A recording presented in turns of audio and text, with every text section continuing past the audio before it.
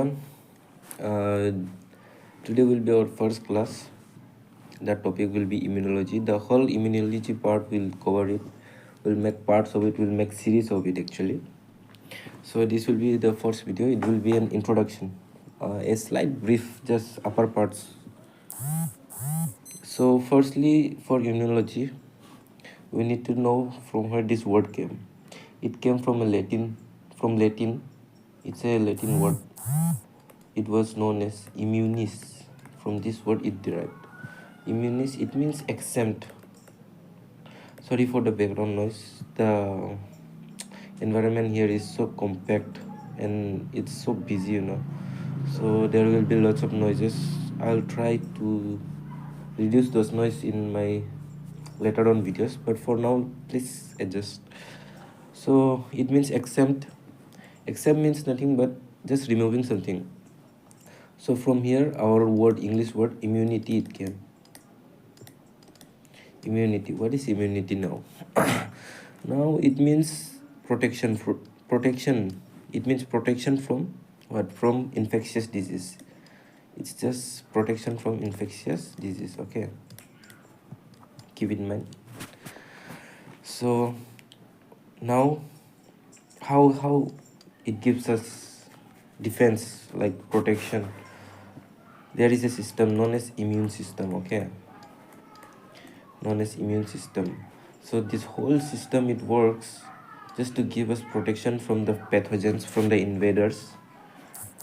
So the study of this immune system, it's basically very vast. This immune system, will cover it in our later videos, but for now the study of immune system is known as immunology. Okay, so rough idea you guys got maybe. So now let's get into how it all started. So firstly, around 400 BC, around like 430 BC, okay, the people already knew the concept of immunity. Okay, the immunity concept, like if someone had a disease, so if he or she is cured from that disease, so later on the same bacteria that caused the disease, if they attack that individual, then they will be immune. They will be immune to those diseases. Means basically they develop a resistance. They develop resistance. The ones who are exposed to the viral disease and all, the ones survived or cured, they develop a resistance. So next time when the virus it comes back, it's easy for them to defend themselves. Okay, so around 430 BC, people already knew it. Okay, and after that, advancement has been made. The war was going on around 15th century. Okay, so the Turkish and Chinese, C and T, I will write it. Okay, so they tried to induce immunity to prevent smallpox. What? Smallpox. It was a very contagious disease at that time. Now we have vaccine for all these things. It was almost 30% fatal. Okay, 30% fatal. Means 30% of the people from 100%, they almost die due to this smallpox. So at those time, this Chinese and Turkish, they were trying to induce by the method called variolation.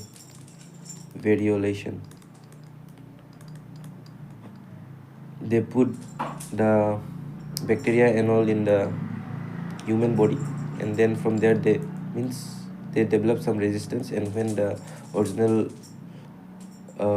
means like the fresh and all it comes, it gets easy for them to defend actually. So it's very messy here. I will just get a new board.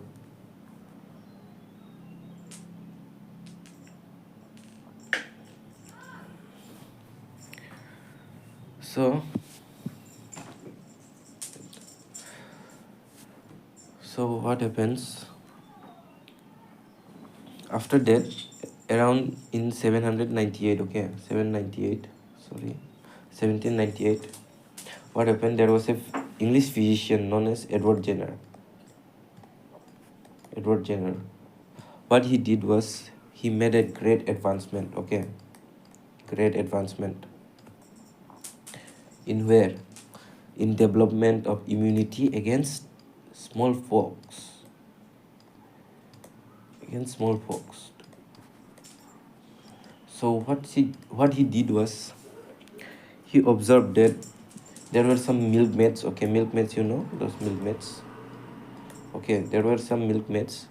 So they had contracted. Okay, contracted to the disease known as cowpox. It was mild cowpox disease. Okay, mild. Remember it.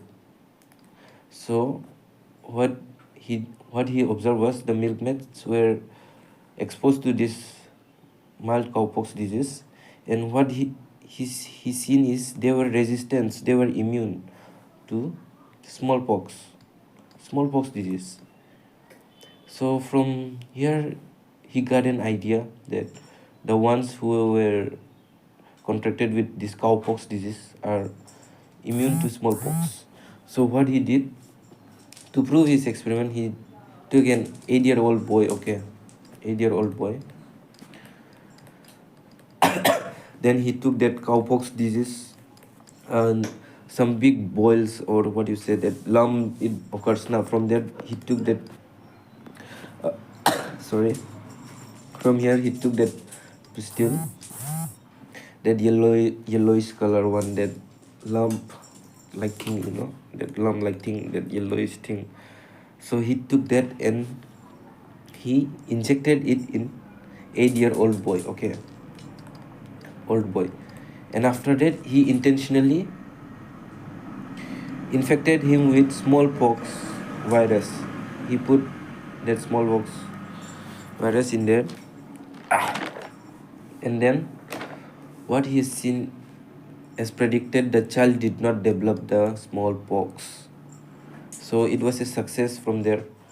Although ethics, let's talk about ethics. Ethically, it was not correct to take a 8-year-old boy and do experiment something like this. In today's medical field, those experiments are not allowed anymore. In current standard of ethical standards, those experiments are not conducted anymore. Okay, so now let's move on. Let me take a new slide again. Okay. Okay, so from here, the world. Okay, so from here, the word spread that uh, Edward Jenner was able to do that thing, that smallpox resistant thing. Then after that, Pasteur, Louis Pasteur, he was also at that time, after maybe around 100 years like that, at that time he was growing foul cholera culture. Okay, bacteria culture. Okay, if you don't know what is fowl simply means birds or groups of birds and all. So he had a farm of that, what do you say, chickens. Okay, chickens. So here's the farm of chickens. He had the farm of chickens. So what he see, he had a summer vacation. So at summer vacation he left his culture. Okay, so that culture obviously became old. Okay, old culture. So old culture, what he did, he injected those old culture into those chickens. Okay, so what he has seen, that they got that disease, that foul cholera, they got that disease, but they were surprisingly cured. Okay, so he thought to means continue his experiment. So what he did, he tried to do it in many more number of chickens. So but as the old story, it says he had less chickens that time. So he took the both, that the old culture infected chickens, those who survived, and some chickens, those who were not exposed to this old culture. Okay, so there were chickens with O, I will just write it. And chickens with nothing, okay, that's fresh. So he took that fresh culture, okay, fresh, not old culture, fresh culture of the disease, which was fall cholera. From here he injected to both of them. From there, what happened, these chickens, these old culture chickens, they survived, and they all, these chickens, they died, okay. So my handwriting is not so good and I'm not well organized. Please, if you guys can understand, just understand it. It's just like this only. So it was a great achievement for this. So then Pasteur Pasteur then later hypothesized that aging of those bacteria led to weakening of those bacteria. Okay, they make them weak, and from there they call it attenuated, okay, attenuated strain. And in this modern medicine, it's called as vaccine. From here the vaccine is originated, and the new chapter it began. From here it went from vaccine to antibiotics and all, and from here all the story of immunology it began, okay. It began from here. So why is it necessary to study immunology? Because studying immunology, the contract with our system and all, it leads us to various achievements, like now latest, like CRISPR Cas9, great achievement. And for all these new achievements, we need immunology to understand the interaction between our body and the pathogens. The pathogens also evolve every time, so we need to evolve our medicines also every time. So immunology is basically needed for that purpose only. I'm little bit very messy, right? I'll try to improve in my next video. Thank you.